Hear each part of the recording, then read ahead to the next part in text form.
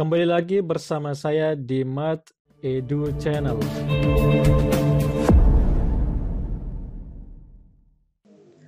Assalamualaikum warahmatullahi wabarakatuh. Selamat malam, salam sejahtera untuk kita semua. Pada kesempatan malam hari ini, saya masih membagikan kepada teman-teman hasil daripada pertemuan saya di Fafe Hotel, ya, terkait dengan tips dan trik supaya proposal kita diterima begitu, ya. Nah, di part 1 dan part 2 kita sudah membahas seputaran syarat sebagai ketua pengusul, anggota pengusul, dan sampai kepada roadmap penelitian. Nah, pada malam hari ini saya akan berbagi kepada teman-teman terkait dengan kenapa sih proposal kita ditolak, kemudian apa saja tips supaya proposal kita diterima. Oke, pertama-tama akan kita bahas dulu terkait dengan indikator proposal itu ditolak. Kenapa proposal itu ditolak? Nah, di sini yang pertama adalah tentunya, ya, kenapa proposal itu ditolak? Karena proposal yang teman-teman usulkan tidak mengikuti format substansi yang ada pada panduan. Jadi sangat penting kita memahami terlebih dahulu panduan yang diberikan oleh L2 Dikti. Dan memang harus kita ikuti benar-benar gitu, ya. Ini salah satu indikator proposal ditolak. Yang pertama, karena kita tidak mengikuti format substansi yang ada di panduan begitu. Kemudian yang kedua adalah, ya, jadi baik ketua maupun anggota pengusul itu tidak sesuai dengan topik yang diusulkan, bidang ilmunya begitu, ya.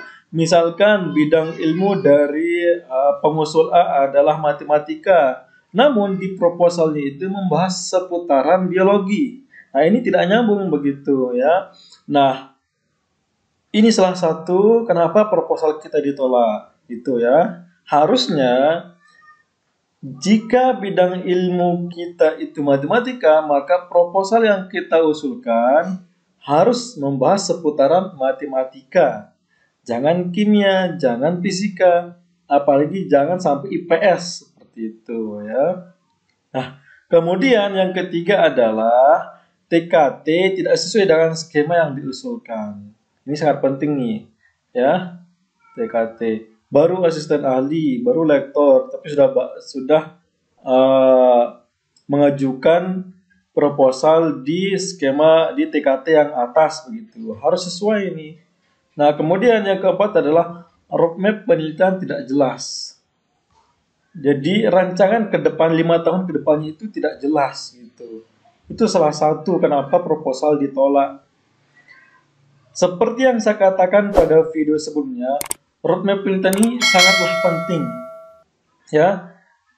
Dari kita melihat roadmap yang ada di dalam proposal kita itu sebenarnya sudah jelas. Oh, ini ternyata alurnya seperti ini. Ternyata 2 tahun ke depannya itu ternyata ini akan dikembangkan gitu. Jadi jelas. Jika tidak jelas maka kemungkinan akan ditolak, ya. Nah, kemudian indikator proposal kita ditolak adalah track record publikasi ketua tidak jelas, ya. Nah, misalkan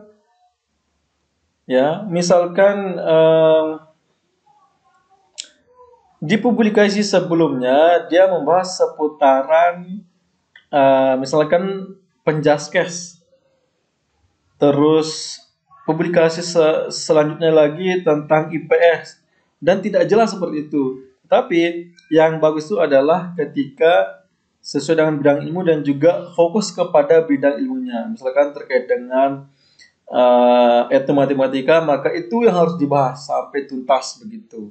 Ya, itu track recordnya jelas seperti itu karena selalu mengembangkan terkait dengan etnomatematika. Kemudian di sini ya RAB yang Bapak Ibu buat itu tidak sesuai dengan biaya luaran dan biaya masukannya, itu tidak sesuai, kadang ngarang-ngarang gitu ya. Berdasarkan hasil yang saya pahami, jadi tulis saja seadanya gitu ya, tidak perlu melebih-lebihkan gitu ya, apalagi sampai sangat menonjol lebihnya gitu ya. Misalkan harga barang A sekian, ya udah tulis sekian gitu, tambah harus menambah-nambahkan. Dan juga yang terakhir adalah sebenarnya proposal Bapak Ibu itu bukan karena tidak bagus, melainkan dana atau anggaran yang terbatas. Bisa jadi begitu ya. Ada yang lebih bagus, ada proposal yang lebih bagus dibandingkan proposal Bapak Ibu. Sehingga proposal yang lebih bagus itulah yang kemudian diluluskan. Namun proposal Bapak Ibu juga bagus sebenarnya gitu. Hanya saja anggarannya terbatas gitu. Ini adalah 6 indikator ya kenapa proposal kita selalu ditolak. Ini perlu kita perhatikan bersama ya. Nah, kemudian apa saja sih tips supaya proposal kita lolos? Nah, ini ada beberapa rentetan. Yang pertama, ya, menanggulangi kenapa proposal kita ditolak. Yang pertama, tadi kan tidak membaca aturan, tidak mengikuti aturan panduan. Yang ada di panduan, maka ini solusinya harus kita baca tuh panduan dan kita patuhi. Ketika minta ini ya kita tepati. Ketika panduannya minta A ya kita penuhi begitu ya. Kemudian harus diperhatikan betul syarat di dalam pilihan tiap skema. Jangan sampai ya masih asisten ahli tetapi sudah masuk ke usulan yang lebih tinggi grade-nya. Maka ketika misalkan masih asisten ahli, ya udah berarti masuk kepada skema PDP saja begitu ya. Tanpa harus masuk skema lainnya. Kemudian ya kolom-kolom yang ada di sistem harus diisi semua begitu, jangan sampai ada yang kosong ya. Kemudian judul proposal kita harus sesuai dengan fokus dan tema riset. Nah, tema riset ini, fokus dan tema riset ini sudah kita bahas di video yang kedua. Silahkan nanti Bapak Ibu baca ya. Nah, kemudian TKT sesuai dengan skema yang diusulkan. Yang tidak kalah penting adalah jumlah kata tiap bab. Ketika diminta 500, ya udah 500 gitu. Ya, tulisan harus menarik. Ya, ketika hal penting bisa ditebalkan. Ya, bisa ditebalkan. Kemudian padat berisi, tidak muter, tidak ngambang. Ya, isi secara singkat saja. Isi apa sih namanya? Isi yang penting-penting saja, yang diminta saja begitu ya. Nah, yang selanjutnya adalah jangan lupa tulis tujuannya apa, terus set of route-nya apa, kebaruannya apa, dan juga roadmap-nya harus jelas. Nah, ini sangat penting ini. Kemudian harus diisi juga rencana capaian tahunan sedangkan skema. Ketika PDP kan 1 tahun tuh harus diisi gitu. Nah, kemudian ya ketentuan isi di masing-masing bab ini harus benar-benar diperhatikan. Ya, harus benar-benar begitu. Nah, misalkan untuk selanjutnya adalah di situ kan ada luarannya.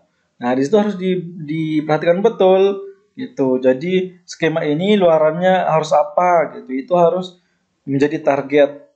Apakah Sinta 2K, Sinta 3K begitu ya. itu juga menjadi pertimbangan dari tim reviewer, ya. Dan juga misalkan PDP terus luarannya nanti dijanjikan Sinta 2, ternyata berdasarkan pengalaman reviewer ternyata dipikirkan juga itu, walaupun PDP tetapi luarannya ingin Sinta 2, akhirnya ya udah diloloskan begitu, ya. Itu kemarin reviewer dari ini panitianya ngomong seperti itu. Kemudian sangat perlu juga track record publikasi Trindek ketua pengusul. Apa saja ini, apakah sudah Sinta 2 kah track record publikasinya atau masih SSN gitu. Jadi seperti yang saya katakan di video sebelumnya bahwa track record publikasi ketua pengusul harus lebih tinggi dibandingkan dengan anggota pengusul. Nah, kalau seandainya track record ketua pengusul lebih rendah dibanding anggota, nah ini siap-siap saja ditolak nanti, ya. Lebih bagusnya adalah track record ketua pengusul lebih tinggi dibandingkan dengan track record anggota pengusul. Kemudian, ya, luaran ini harus jelas, jangan remang-remang. Misalkan kalau ingin luarannya mempublikasikan di Sinta 2, ya udah jelas seperti itu. Nama jurnalnya apa gitu, ya, link jurnalnya itu dicantumkan gitu biar jelas gitu. Kemudian anggaran harus sesuai dengan PMK, ya, baik biaya luaran dan juga biaya masukan. Kemudian harus diperhatikan betul kebutuhan khusus setiap skema, ya, nanti silahkan dibaca, ya. Kemudian daftar pustaka yang mutakhir seperti ini, ya. Nah, ini kita tunjukkan. Ini ya teman-teman semua, tips proposal supaya bisa lolos. Jadi tuh kita sudah dikasih rambu-rambu ini, sehingga tinggal kita memperhatikan betul, ya, harus mengikuti betul tips-tips ini supaya insya Allah mudah-mudahan proposal kita diterima. Baik teman-teman semua. Mungkin hanya ini yang dapat saya bagikan berdasarkan hasil BIMTEK saya. Demikian, selamat malam. Assalamualaikum warahmatullahi wabarakatuh.